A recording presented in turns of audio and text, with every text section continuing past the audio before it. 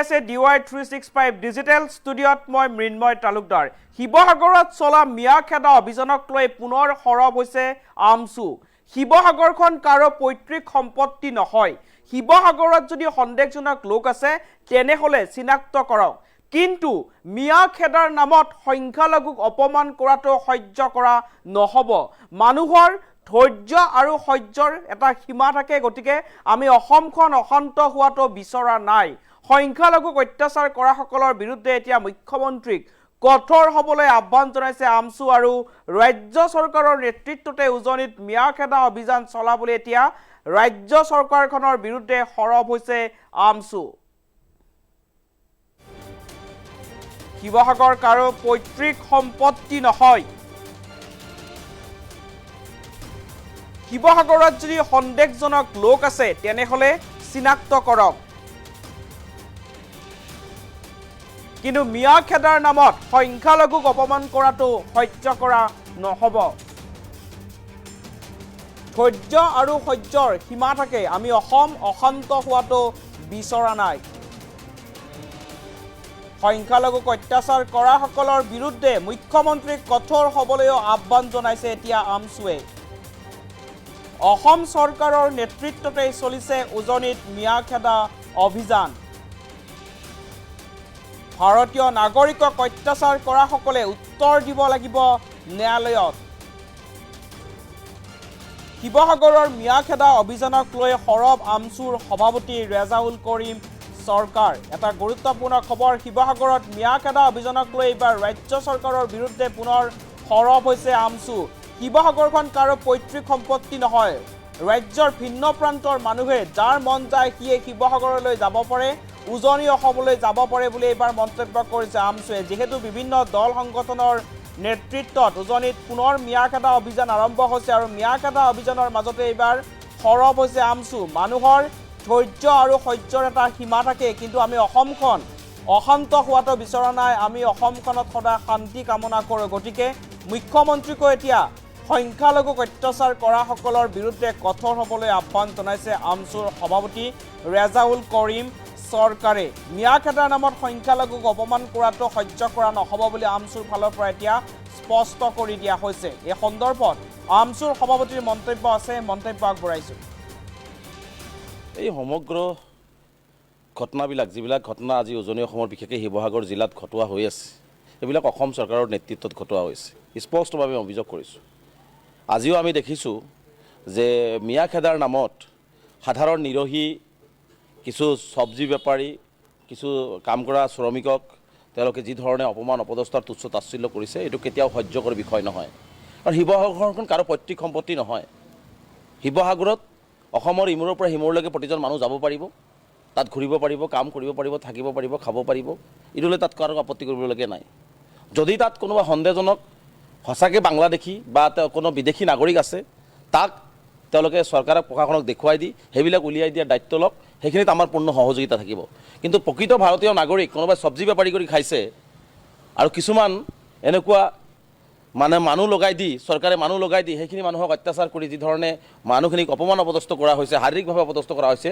এইটোক আমি তীব্ৰভাৱে নিন্দা কৰিছোঁ গৰিহণা দিছোঁ ধৈৰ্যৰ এটা সীমা থাকে সহ্যৰ এটা সীমা থাকে মুখ্যমন্ত্ৰী ডাঙৰীয়াক স্পষ্ট ভাষাত কৈছোঁ যে আপুনি যে কিছুমান বেপাৰী নমাই দিছে চৰকাৰ বিজেপি চৰকাৰে যে বেপাৰী নমাই দিছে আচলতে অসমখনত কি আপোনালোকে আচলতে মানে সংঘাত বিচাৰি আছে নেকি অসমখনৰ অশান্ত কৰিব বিচাৰি আছে নেকি আমি সদায় অসমখনত শান্তিপূৰ্ণ অসম বিচাৰিছোঁ আমি সদায় শিৱসাগৰ ধুবুৰী তিনিচুকীয়া কৰিমগঞ্জ আমি কেতিয়াও অসমৰ বাহিৰ বুলি নাভাবোঁ আমি সকলোৱে অসমৰ বাসিন্দা আৰু সেইসকল মানুহৰ ওপৰত যি নিৰ্মম অত্যাচাৰ চলোৱা হৈছে চলাই পেলাই যি ধৰণে মানুহখিনিক আক্ৰমণ কৰা হৈছে মই ভাবোঁ যে এইটো অসমৰ যিটো সুস্থ পৰিৱেশ যিটো বাতাবৰণ সেইটো নষ্ট কৰিবৰ কাৰণে চেষ্টা কৰা হৈছে আৰু ৰাজনৈতিকভাৱে বিজেপিয়ে লাভালাভ ল'বৰ বাবে এইখিনি মানুহৰ ওপৰত এনেকুৱা নিৰ্মম অত্যাচাৰ চলোৱা হৈছে আমি স্পষ্টভাৱে মুখ্যমন্ত্ৰী ডাঙৰীয়াক কৈছোঁ যে আপুনি এনেকুৱা ধৰণৰ ভে কৰি থকা এই যিবিলাক মানুহক আপুনি নমাই দিছে মানে যিবিলাক বীৰত্ব দেখুৱাইছে দুৰ্বল শ্ৰেণীৰ ওপৰত এইবিলাক বীৰত্ব দেখুওৱা বীৰ নহয় চুকৰ ভেকুলী এইবিলাক সেই চুকৰ ভেকুলীবিলাকক নমাই অসমখন অশান্ত নকৰিব আৰু মই অসমৰ বুদ্ধিজীৱী সমাজ সংবাদ মাধ্যম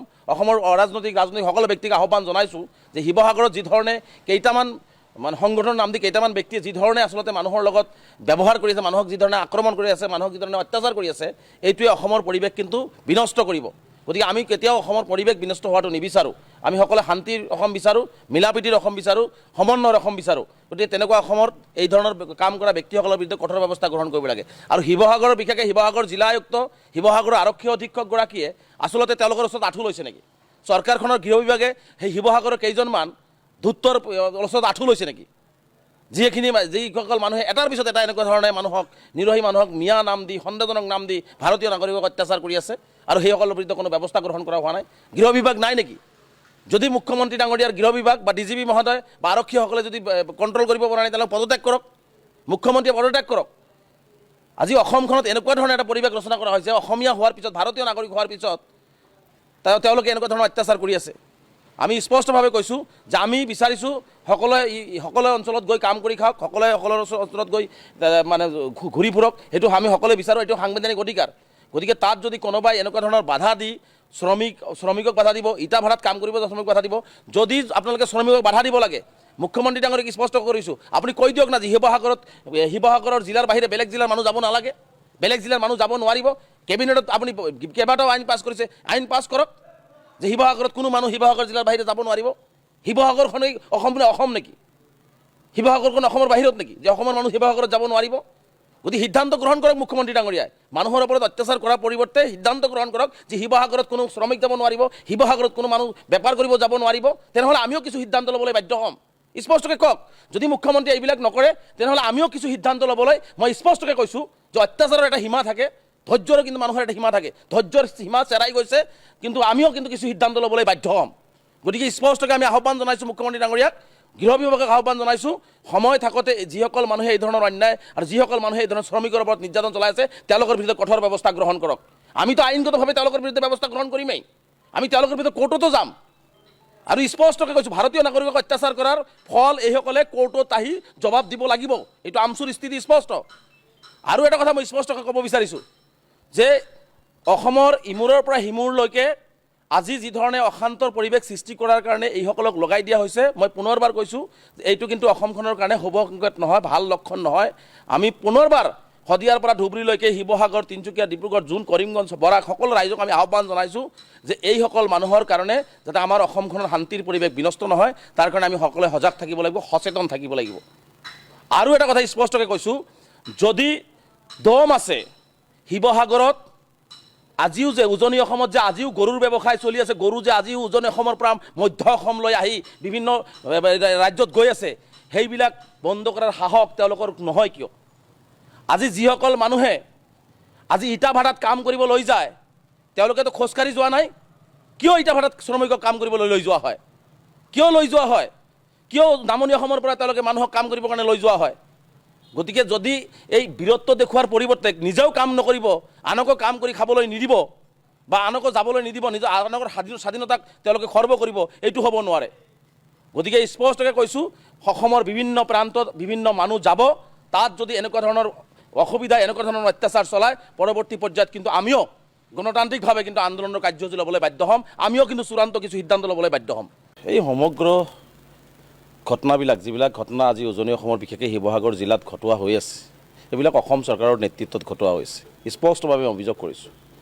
আজিও আমি দেখিছোঁ যে মিয়াখেদাৰ নামত সাধাৰণ নিৰহী কিছু চব্জি বেপাৰী, কিছু কাম কৰা শ্ৰমিকক তেওঁলোকে যি ধৰণে অপমান, অপদস্থৰ তুচ্ছ তাচ্ছিল্য কৰিছে, এইটো কেতিয়াও সহ্যকৰ বিষয় নহয়। আৰু শিৱসাগৰখন কাৰো পৈতৃক সম্পত্তি নহয়। শিৱসাগৰত অসমৰ ইমূৰৰ পৰা সিমূৰলৈকে প্ৰতিজন মানুহ যাব পাৰিব, তাত ঘূৰিব পাৰিব, কাম কৰিব পাৰিব, থাকিব পাৰিব, খাব পাৰিব, এইটোলৈ তাত কাৰো আপত্তি কৰিবলগীয়া নাই। যদি তাত কোনোবা সন্দেহজনক সঁচাকৈ বাংলাদেশী বা কোনো বিদেশী নাগৰিক আছে, তাক তেওঁলোকে চৰকাৰক, প্ৰশাসনক দেখুৱাই দি সেইবিলাক উলিয়াই দিয়াৰ দায়িত্ব লওক, সেইখিনিত আমাৰ পূৰ্ণ সহযোগিতা থাকিব।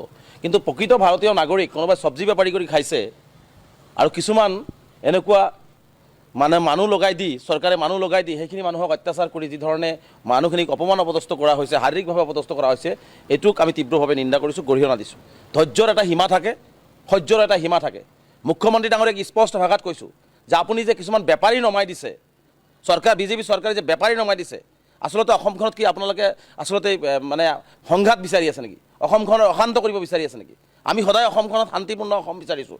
আমি সদায় শিৱসাগৰ, ধুবুৰী, তিনিচুকীয়া, কৰিমগঞ্জ আমি কেতিয়াও অসমৰ বাহিৰ বুলি নাভাবোঁ। আমি সকলোৱে অসমৰ বাসিন্দা। আৰু সেইসকল মানুহৰ ওপৰত যি নিৰ্মম অত্যাচাৰ চলোৱা হৈছে, চলাই পেলাই যি ধৰণে মানুহখিনিক আক্ৰমণ কৰা হৈছে, মই ভাবোঁ যে এইটো অসমৰ যিটো সুস্থ পৰিৱেশ, যিটো বাতাবৰণ, সেইটো নষ্ট কৰিবৰ কাৰণে চেষ্টা কৰা হৈছে। আৰু ৰাজনৈতিকভাৱে বিজেপিয়ে লাভালাভ ল'বৰ বাবে এইখিনি মানুহৰ ওপৰত এনেকুৱা নিৰ্মম অত্যাচাৰ চলোৱা হৈছে। আমি স্পষ্টভাৱে মুখ্যমন্ত্ৰী ডাঙৰীয়াক কৈছোঁ যে আপুনি এনেকুৱা ধৰণৰ ভে কৰি থকা এই যিবিলাক মানুহক আপুনি নমাই দিছে, মানে যিবিলাক বীৰত্ব দেখুৱাইছে দুৰ্বল শ্ৰেণীৰ ওপৰত, এইবিলাক বীৰত্ব দেখুওৱা বীৰ নহয়, চুকৰ ভেকুলী এইবিলাক। সেই চুকৰ ভেকুলীবিলাকক নমাই অসমখন অশান্ত নকৰিব। আৰু মই অসমৰ বুদ্ধিজীৱী সমাজ, সংবাদ মাধ্যম, অসমৰ ৰাজনৈতিক সকলো ব্যক্তিক আহ্বান জনাইছোঁ যে শিৱসাগৰত যি ধৰণে কেইটামান সংগঠনৰ নাম দি কেইটামান ব্যক্তিয়ে যি ধৰণে আচলতে মানুহৰ লগত ব্যৱহাৰ কৰি আছে, মানুহক যি ধৰণে আক্ৰমণ কৰি আছে, মানুহক যি ধৰণে অত্যাচাৰ কৰি আছে, এইটোৱে অসমৰ পৰিৱেশ কিন্তু বিনষ্ট কৰিব। গতিকে আমি কেতিয়াও অসমৰ পৰিৱেশ বিনষ্ট হোৱাটো নিবিচাৰোঁ। আমি সকলোৱে শান্তিৰ অসম বিচাৰোঁ, মিলাপ্ৰীতিৰ অসম বিচাৰোঁ, সমন্বয়ৰ অসম বিচাৰোঁ। গতিকে তেনেকুৱা অসমৰ এই ধৰণৰ কাম কৰা ব্যক্তিসকলৰ বিৰুদ্ধে কঠোৰ ব্যৱস্থা গ্ৰহণ কৰিব লাগে। আৰু শিৱসাগৰৰ, বিশেষকৈ শিৱসাগৰ জিলা আয়ুক্ত, শিৱসাগৰৰ আৰক্ষী অধীক্ষকগৰাকীয়ে আচলতে তেওঁলোকৰ ওচৰত আঁঠু লৈছে নেকি? চৰকাৰখনৰ গৃহ বিভাগে সেই শিৱসাগৰৰ কেইজনমান ধূৰ্তৰ ওচৰত আঁঠু লৈছে নেকি? যিসকল মানুহে এটাৰ পিছত এটা এনেকুৱা ধৰণে মানুহক, নিৰহী মানুহক মিয়া নাম দি, সন্দেহজনক নাম দি ভাৰতীয় নাগৰিকক অত্যাচাৰ কৰি আছে, আৰু সেইসকলৰ বিৰুদ্ধে কোনো ব্যৱস্থা গ্ৰহণ কৰা হোৱা নাই। গৃহ বিভাগ নাই নেকি? যদি মুখ্যমন্ত্ৰী ডাঙৰীয়াৰ গৃহ বিভাগ বা ডিজিপি মহোদয় বা আৰক্ষীসকলে যদি কণ্ট্ৰল কৰিব পৰা নাই, তেওঁলোকে পদত্যাগ কৰক, মুখ্যমন্ত্ৰীয়ে পদত্যাগ কৰক। আজি অসমখনত এনেকুৱা ধৰণৰ এটা পৰিৱেশ ৰচনা কৰা হৈছে, অসমীয়া হোৱাৰ পিছত, ভাৰতীয় নাগৰিক হোৱাৰ পিছত তেওঁলোকে এনেকুৱা ধৰণৰ অত্যাচাৰ কৰি আছে। আমি স্পষ্টভাৱে কৈছোঁ যে আমি বিচাৰিছোঁ সকলোৱে অঞ্চলত গৈ কাম কৰি খাওক, সকলোৱে সকলো অঞ্চলত গৈ মানে ঘূৰি ফুৰক, সেইটো আমি সকলোৱে বিচাৰোঁ, এইটো সাংবিধানিক অধিকাৰ। গতিকে তাত যদি কোনোবাই এনেকুৱা ধৰণৰ বাধা দি শ্ৰমিকক বাধা দিব, ইটা ভাড়াত কাম কৰিব যোৱা শ্ৰমিকক বাধা দিব, যদি আপোনালোকে শ্ৰমিকক বাধা দিব লাগে, মুখ্যমন্ত্ৰী ডাঙৰীক স্পষ্ট কৰিছোঁ, আপুনি কৈ দিয়ক না যে শিৱসাগৰৰ জিলাৰ বাহিৰে বেলেগ জিলাৰ মানুহ যাব নালাগে, বেলেগ জিলাৰ মানুহ যাব নোৱাৰিব। কেবিনেটত আপুনি কেইবাটাও আইন পাছ কৰিছে, আইন পাছ কৰক যে শিৱসাগৰত কোনো মানুহ শিৱসাগৰ জিলাৰ বাহিৰে যাব নোৱাৰিব। শিৱসাগৰখনেই অসম নেকি? শিৱসাগৰখন অসমৰ বাহিৰত নেকি যে অসমৰ মানুহ শিৱসাগৰত যাব নোৱাৰিব? গতিকে সিদ্ধান্ত গ্ৰহণ কৰক মুখ্যমন্ত্ৰী ডাঙৰীয়াই, মানুহৰ ওপৰত অত্যাচাৰ কৰাৰ পৰিৱৰ্তে সিদ্ধান্ত গ্ৰহণ কৰক যে শিৱসাগৰত কোনো শ্ৰমিক যাব নোৱাৰিব, শিৱসাগৰত কোনো মানুহ বেপাৰ কৰিব যাব নোৱাৰিব। তেনেহ'লে আমিও কিছু সিদ্ধান্ত ল'বলৈ বাধ্য হ'ম। স্পষ্টকৈ কওক, যদি মুখ্যমন্ত্ৰীয়ে এইবিলাক নকৰে তেনেহ'লে আমিও কিছু সিদ্ধান্ত ল'বলৈ, মই স্পষ্টকৈ কৈছোঁ যে অত্যাচাৰৰ এটা সীমা থাকে, ধৈৰ্যৰো কিন্তু মানুহৰ এটা সীমা থাকে। ধৈৰ্যৰ সীমা চেৰাই গৈছে, কিন্তু আমিও কিন্তু কিছু সিদ্ধান্ত ল'বলৈ বাধ্য হ'ম। গতিকে স্পষ্টকৈ আমি আহ্বান জনাইছোঁ মুখ্যমন্ত্ৰী ডাঙৰীয়াক, গৃহ বিভাগক আহ্বান জনাইছোঁ, সময় থাকোঁতে যিসকল মানুহে এই ধৰণৰ অন্যায় আৰু যিসকল মানুহে এই ধৰণৰ শ্ৰমিকৰ ওপৰত নিৰ্যাতন চলাই আছে, তেওঁলোকৰ বিৰুদ্ধে কঠোৰ ব্যৱস্থা গ্ৰহণ কৰক। আমিতো আইনগতভাৱে তেওঁলোকৰ বিৰুদ্ধে ব্যৱস্থা গ্ৰহণ কৰিমেই, আমি তেওঁলোকৰ বিৰুদ্ধে কোৰ্টতো যাম। আৰু স্পষ্টকৈ কৈছোঁ, ভাৰতীয় নাগৰিকক অত্যাচাৰ কৰাৰ ফল এইসকলে কোৰ্টত আহি জবাব দিব লাগিব। এইটো আমচুৰ স্থিতি স্পষ্ট। আৰু এটা কথা মই স্পষ্টকৈ ক'ব বিচাৰিছোঁ যে অসমৰ ইমূৰৰ পৰা সিমূৰলৈকে আজি যি ধৰণে অশান্তৰ পৰিৱেশ সৃষ্টি কৰাৰ কাৰণে এইসকলক লগাই দিয়া হৈছে, মই পুনৰবাৰ কৈছোঁ এইটো কিন্তু অসমখনৰ কাৰণে শুভ সংকেত নহয়, ভাল লক্ষণ নহয়। আমি পুনৰবাৰ শদিয়াৰ পৰা ধুবুৰীলৈকে, শিৱসাগৰ, তিনিচুকীয়া, ডিব্ৰুগড়, জোন, কৰিমগঞ্জ, বৰাক সকলো ৰাইজক আমি আহ্বান জনাইছোঁ যে এইসকল মানুহৰ কাৰণে যাতে আমাৰ অসমখনৰ শান্তিৰ পৰিৱেশ বিনষ্ট নহয়, তাৰ কাৰণে আমি সকলোৱে সজাগ থাকিব লাগিব, সচেতন থাকিব লাগিব। আৰু এটা কথা স্পষ্টকৈ কৈছোঁ, যদি দম আছে শিৱসাগৰত, আজিও যে উজনি অসমত যে আজিও গৰুৰ ব্যৱসায় চলি আছে, গৰু যে আজিও উজনি অসমৰ পৰা মধ্য অসমলৈ আহি বিভিন্ন ৰাজ্যত গৈ আছে, সেইবিলাক বন্ধ কৰাৰ সাহস তেওঁলোকৰ নহয় কিয়? আজি যিসকল মানুহে আজি ইটা ভাড়াত কাম কৰিব লৈ যায়, তেওঁলোকেতো খোজকাঢ়ি যোৱা নাই, কিয় ইটা ভাড়াত শ্ৰমিকক কাম কৰিবলৈ লৈ যোৱা হয়? কিয় লৈ যোৱা হয়? কিয় নামনি অসমৰ পৰা তেওঁলোকে মানুহক কাম কৰিবৰ কাৰণে লৈ যোৱা হয়? গতিকে যদি এই বীৰত্ব দেখুওৱাৰ পৰিৱৰ্তে নিজেও কাম নকৰিব, আনকো কাম কৰি খাবলৈ নিদিব বা আনকো যাবলৈ নিদিব, আনকৰ স্বাধীনতাক তেওঁলোকে খৰ্ব কৰিব, এইটো হ'ব নোৱাৰে। গতিকে স্পষ্টকৈ কৈছোঁ, অসমৰ বিভিন্ন প্ৰান্তত বিভিন্ন মানুহ যাব, তাত যদি এনেকুৱা ধৰণৰ অসুবিধা, এনেকুৱা ধৰণৰ